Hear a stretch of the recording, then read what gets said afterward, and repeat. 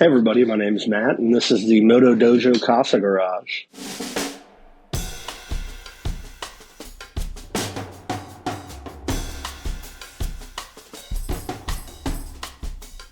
I just wanted to introduce myself and the bike I'll be working on in this video. The bike is a 1973 Honda CB350G. I'll be restoring it over a series of topical videos as we go through each part. The main goal for this YouTube channel will be to restore the bike to as close to factory as possible. And certainly I'll be reaching out and hopefully bringing on some experts in their fields. I think overall I have a good sense of the restoration process and a good eye for detail. So hopefully that shows through in these videos. But yeah, this is a 1973, like I said. It's a 1 year of the disc brake in the front and a number of other small details that are different than the previous years. But it was the last year of the CB350. And it was also the year that fits my Flying Dragon gas tank that was imported from Japan. So if you don't know about the Flying Dragons, it's a really cool history.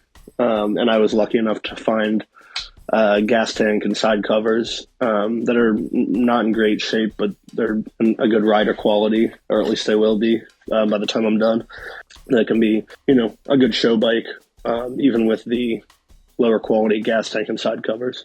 But if you know anything about the Flying Dragons, they go for ridiculous money when you have a new old stock gas tank and side covers or one that's in perfect condition. I mean, talking about $30,000, $40,000, $50,000 in some cases at auction. So I don't think I'll get anywhere near that, but I think it's worthwhile to invest in the restoration for this so that maybe I could bring something respectable and make a little bit of money on this process. The bike was bought new by a fellow out in Greenfield, Indiana, which is an hour and a half or so, maybe 2 hours from me here in Cincinnati. And he left a lot of the paperwork under the seat of registration. So it tells a bit of history about, when the bike was purchased, when it was registered last and things like that. But also I had the fortune of finding his son on Facebook and reaching out to him. His son gave me a bit of history about the bike. He said that they had ridden it until about 83, which is when it's last plated and last registered.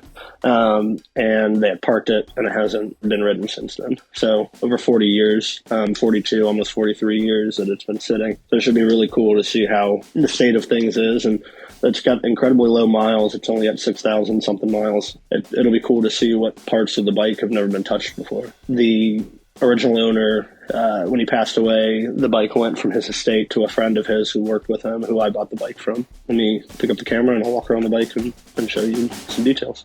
All right, so starting on this side, as I mentioned, there's the 1983 plate on the back. We'll also have some registration paperwork, like I mentioned. We'll have to blur some of this out, but really cool to see some of the history of it. And it was a lot of that paperwork was left up here in this compartment underneath the seat, which was pretty great. And so it was really neat to see. Yeah, it's in really great condition for its age. Clearly, like I said, it hasn't been ridden much. It's only got 6,430 miles. It should be a nice candidate for restoration. There does seem to be a bit of oil seepage coming from the cylinders that I'll have to address. I'm thinking about pulling the engine and rebuilding it. I mean, I'm going to pull the engine no matter what to refresh it and do a frame-off restoration on this. I figured to be thorough, I'll go ahead and go through the engine as well and do a full rebuild on that. The pipes are in good shape. I'll have them re-chromed once we get to that point. Covers will be repainted. Cases will be repainted. The head will be repainted, all that kind of stuff. The tank is in nice shape except for this real nice nasty dent that is on the top there.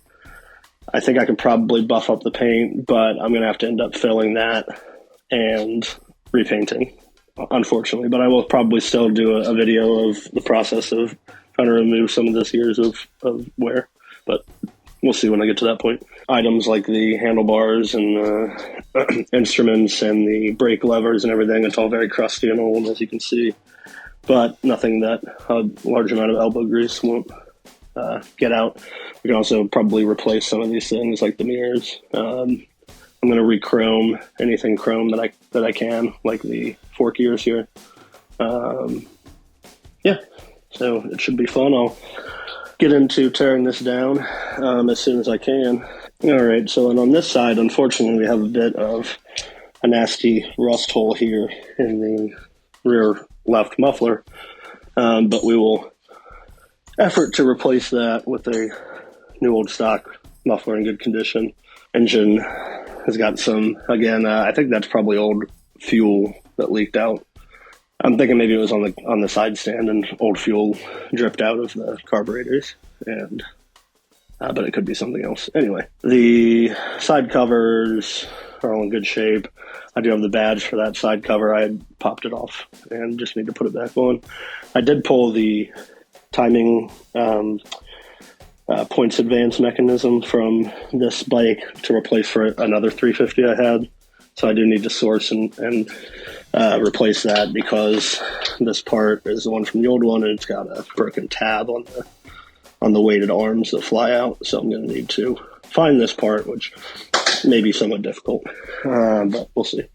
But yeah, that should be it. I'll go through this piece by piece and we'll start to make her look beautiful again.